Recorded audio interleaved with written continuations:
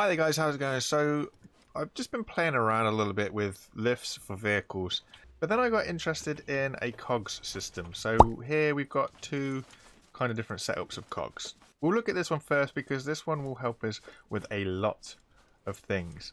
A cog system is realistically it's really easy to build. All you need is kind of like a post with teeth on it, and then you're going to need your lift itself, which is really easy to build your kind of gears and your cogs on. So I use this piece of pipe here, so it's a 5-piece attachment, and then you can just use one piece of pipe work on all of these pieces, and that is literally it. That is the simplest form. I've done this here, so it's got 4 of these, one on each corner over here. So this is exactly this. So that's just how you make it.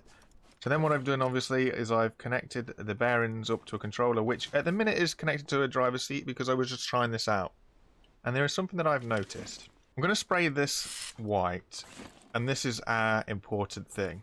So most people will tell you, oh, you go into your controller, you go over here, you run this up to 360, and then you jump in your driver's seat, you press loop and everything else, and let's go. But do you actually understand what's going on here? And this is why I asked this. If we set this to 360 in loop, we're going to be in some problems. So what I'll do is I'll just set it to 360, so it'll only happen once.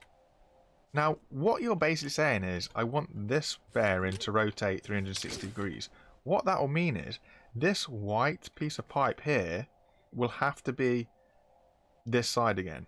If that makes any sense? So basically, it means it needs to rotate 1, 2, 3, 4 times. So one 360 degree rotation will actually lift us up that high. And this is what I mean. So we're here. Look, we're not on loop. We're just going to go through 360. In fact, I'll put a switch on just to show you. So this is with the switch on. So I can only go up as far as I've set this. So if I press this here, you see how the white pipe is now over here again? That's because it went through a 360 degree rotation.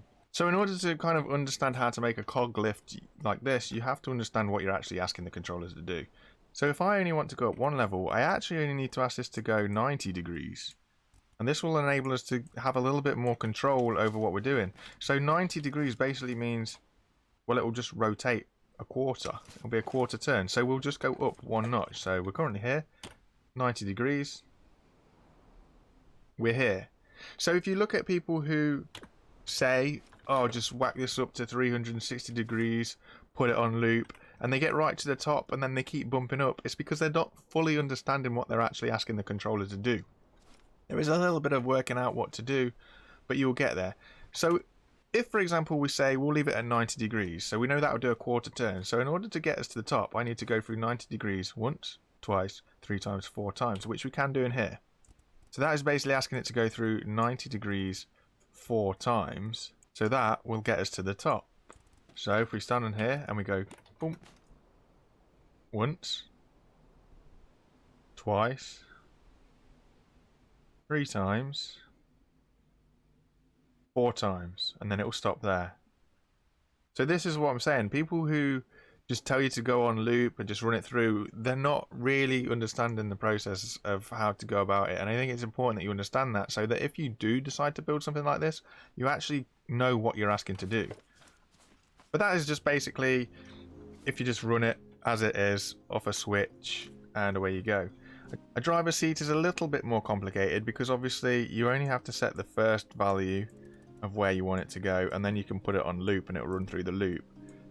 But the reason why I would still stick to 90 is because you have a little bit more control. There's that slight finer tweaking that you're asking it to do, because you're still only asking it to go quarter of a turn.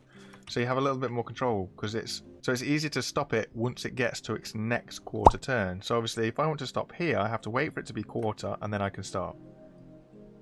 Same again, wait for it to be quarter and then I can stop. So if we stop it before we get to the next part, this is what happens.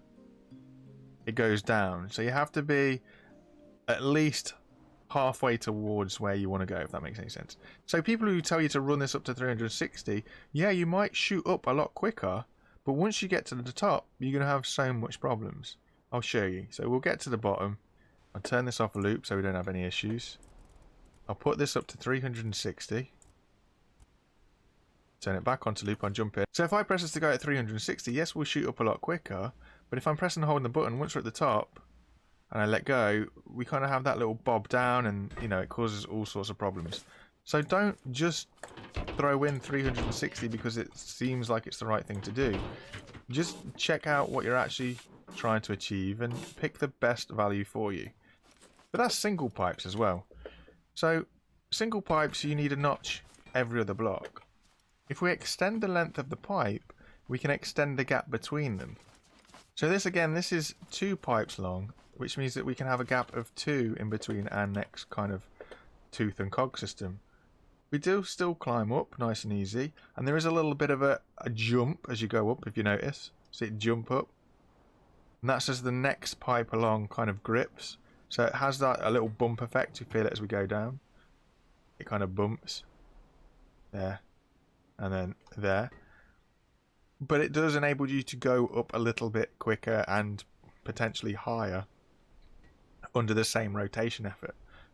So long story short, I guess, is if you want to climb really high, if you made these like 3, 4 or 5, for example, pipes long, then you would only have to have teeth again every sort of 5 or something. So you'll be able to get more length off of the available space. It will make the contraption really big and a bit kind of uneven and a bit janky. I quite like this little guy. I think this is pretty awesome. It does exactly what you need it to do. It's really programmable. I personally wouldn't go any more than the 2 cog system. I just think this is a little bit better. And it gives you enough room to do what you need to do with without getting a bit overwhelmed with stuff. But I would say for now it's a pretty basic introduction to cogs. Hopefully it's not too confusing. I hope that was a nice brief introduction to cogs and it kind of helps you out. Thanks for watching. I'll see you guys next time. Bye for now. Bye guys.